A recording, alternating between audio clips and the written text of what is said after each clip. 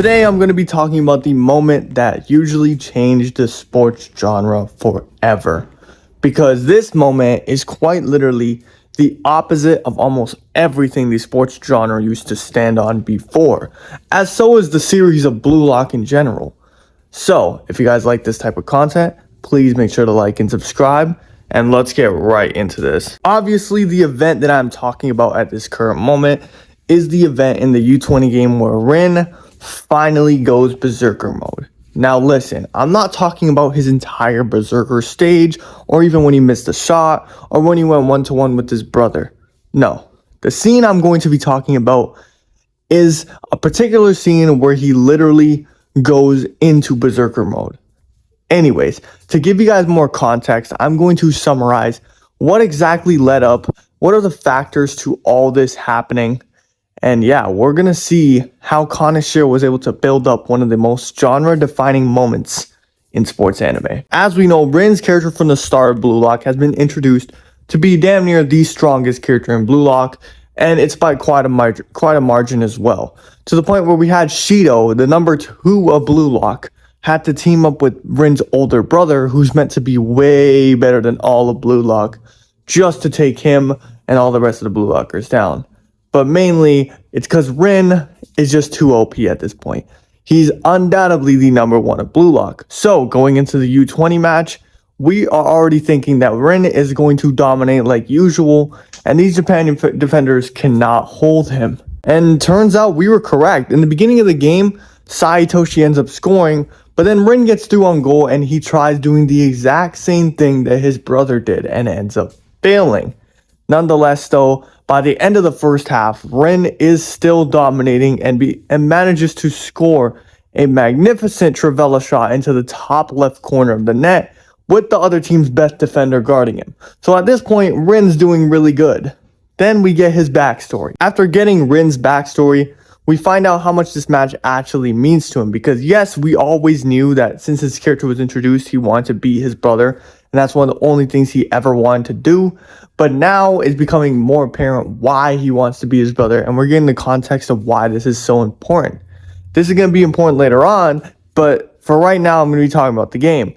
The game starts again, and obviously Shido ends up going berserk, and ends up really taking the main spotlight from everyone on Blue Lock and the U20 team. He was going absolutely insane, but that's not the only thing that was going crazy. IQ had also gotten a backstory, and IQ had also hit Flow. So IQ had literally been able to stop Rin dead in his tracks. I think this is the first time we've seen Rin ever get stopped one-on-one by a defender, like in the whole series. So this is a big deal. Flow IQ quite literally shuts Rin down and goes on the counterattack with Sai. Nonetheless, a couple possessions pass, and Baro Shohei does end up equalizing the game for the Blue Lock 11. Now, here's where Rin's point of view kind of gets a little obscured. He looks at Isagi and how Isagi was literally able to create the play where Baro was able to score, and he's like, damn, Isagi's really taking spotlight here. I need to be the main star. So Rin is slowly getting his spotlight taken away from him here, and we can see a peek through of that jealousy that he has, that ego that he has, taking a hit, you know? It really takes a hit seeing somebody other than him performing well against his brother and being able to create goals against him. This is exactly where we get this iconic panel of Isagi and Rin staring at each other, saying, I will surpass each other and become the main star. Anyways, the game kicks off, and Itoshi Sai finally hits his flow state, or gives us a partial flow. I'm not really sure what this is. And he ends up going past all of the Blue Lock 11. Even Rin finds out and asks himself, how far are you going to go? How much stronger is his brother than himself? Then Rin thinks to himself as Sai is dribbling down the field. He says, if I was Itoshi Sai, who would I pass to? What would I do? And this is the first glimpse we get to see of Rin's destroyer eye.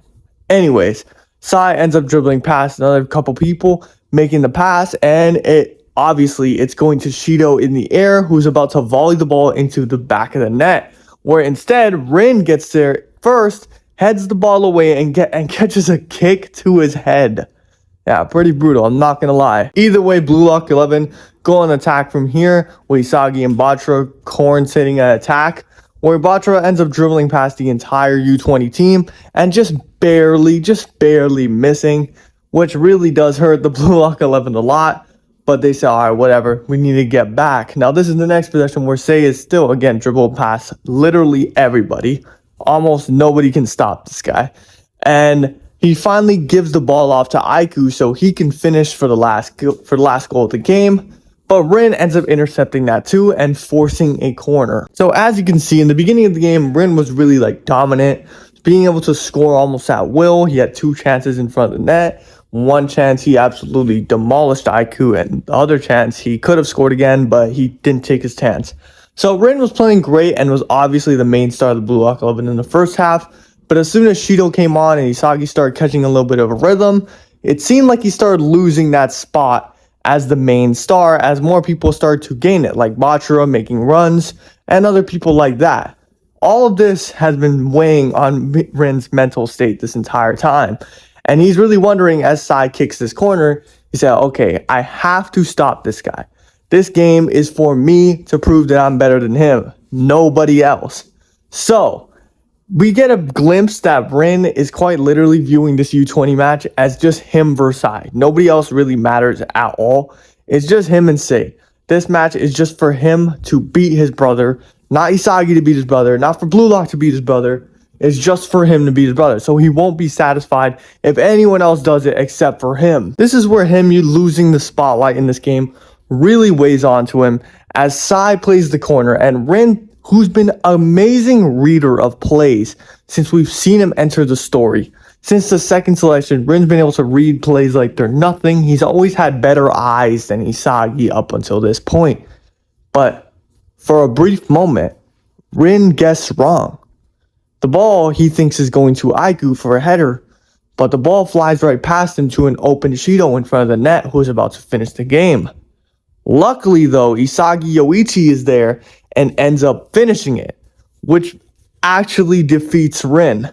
He sees that he wasn't able to read that play at all, but Isagi was literally able to see it bar for bar and was able to save Blue Lock and get more of the spotlight for himself against his brother. As Blue Lock get the ball for a counterattack, Itoshi Rin ends up going into a monologue inside of his head, where he says, "Are you telling me that you won't even let me lose to him in peace?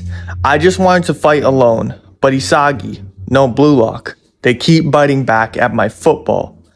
Blue Lock won't let me be alone. What is this feeling?" And then we end up getting the most disturbing and distorting panels of all of Blue Lock, where Rin Itoshi's eye ends up shifting, contorting, destroying into this tornado-shaped typhoon-type eye, where he just looks at Isagi, and his eye is cracked at the vision of Isagi running up for the counterattack, and he says, "This is disgusting." Now, a lot of you guys probably thought that was a little corny. Sorry about that. But the reason why I think this moment is so good is because it perfectly emphasizes Rin's growth throughout this game. As we know, Rin has always been the invincible of Blue Lock. The number one, the guy who's usually the number one option, and the guy who's usually the main star when he's on the field with anybody else, to be honest. And that was the case for the majority of this game, at least after the second half started. Because then people like Shido start to outmatch him. People like Bachira for a brief moment start to outmatch him. People like Isagi start to outmatch him. And people like Baro start to outmatch him. So at this point, this is the first time in the series we've seen Rin not in the spotlight. And coincidentally, it's against his brother. Now, all these factors of people outplaying him and doing better against his brother, his fight alone against his brother, he views as absolutely disgusting. Now, the reason why I think that this absolutely redefines sports genre is because in any sports anime you watch, a character arc usually goes like this. We have a selfish player who wants to win this game for themselves, and they end up getting consumed by, oh, my teammates can't do shit. I have to do this shit all by myself. You know what I'm saying? This battle is for me to prove that I'm better than them, not us to prove that we're better than them. And they end up losing because they need a team and the other team's playing as a team and they're not. So they end up developing later on, working as a team and beating the other team, and that's how they end up winning and getting their character arc. But Blue Lock switches this and changes this into something completely distorted, where Rin ends up only consumed with this idea that he's the only person that needs to destroy his brother. So the fact that anybody else is even helping him out doing so is completely disgusting to him. This is what I like to call as the power of friendship, where people just, yes, teamwork, let's get it. And this is what I like about Blue Lock a lot, because this series really emphasized the fact that, yeah, you know, of course, everyone has that teamwork thing. You have to work together to accomplish some things, but everyone has that voice in the back of their head telling them, you do it, you're the best. You know what I'm saying? He shouldn't be doing that, you should be doing that. You know what I mean? Everyone has that voice in the back of their head, and if you're saying you don't, then you're lying. You know what I mean? And I feel like Blue Lock really emphasizes that here, about how in every other sports anime, Rin right now would turn into a team player and would become more of a passing guy, use his teammates to end up scoring the last goal or assisting the last goal to Isagi. But this is Blue Lock. This isn't any other regular sports anime, where Blue Lock quite literally challenges the tropes of regular mainstream shows and goes directly against them, showing that Rin doesn't need any of these people and tries to destroy them all by himself without using the power of friendship. Anyways, that'll be the end of the video. Make sure you guys like and subscribe. Hit the post notification bell for more videos like this. And honestly, yeah, man, I'm honestly very excited for Blue Lock Season 2. You know, we're going to have episode reviews, episode comparisons with the manga coming out week to week, every week. So honestly, I'm hyped for that. Guys, stay tuned to the channel. We're almost at 2,000 subscribers. It's absolutely insane. And yeah, man, see you guys later.